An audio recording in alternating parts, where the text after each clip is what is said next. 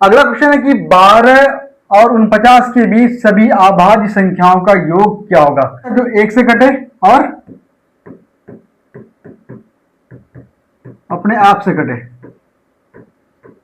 समझे? यानी कि अभाज्य संख्या वो संख्या होता है जो 1 से कटेगा और अपने आप से कटेगा, उसके अलावा किसी भी अन्य संख्या से वो न कटे।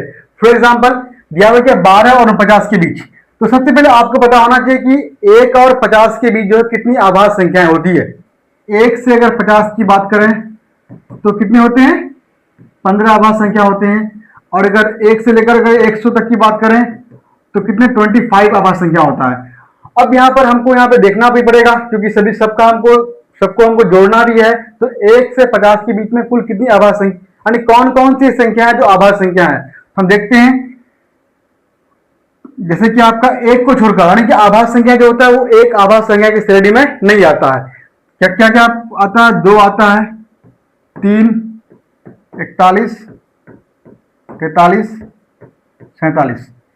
ये 1 और 50 के बीच में ये सारी आभाज्य संख्या होती है। तो यहाँ पर जो है 1 से 50 के बीच में जो होता है कुल 15 आभाज्य संख्या होती है।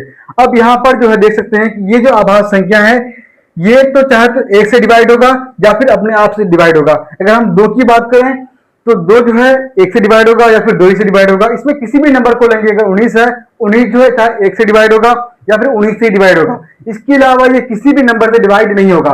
तो आभाज्य संख्या ऐसी संख्या होती है जो केवल 1 से कटे या फिर अपने आप से कटे, उसी संख्या को हम आभाज्य संख्या कहते हैं। अब देखिए यहाँ पर, और 2 जो होता है ये सबसे छोटी आभाज्य संख्या होता है, और 2 एक सम आभाज्य संख्या भी है और सबसे छोटी आभाज्य संख्या है।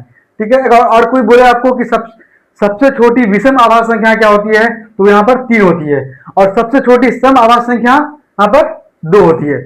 तो ये आपको समझ गए होंगे कि 1 से लेकर 15 तक में कुल कितने 15 आभाज्य संख्या होते हैं, और 1 से लेकर 100 तक में कुल 25 आभाज्य संख्या होती है, और 51 से लेकर अगर बात करें 100 तक में तो कितने हो जाएंगे? 25 में से 15 गया 10, यानी 51 से लेकर के आपका 100 तक में कुल 10 आभाज्य संख्या होती है।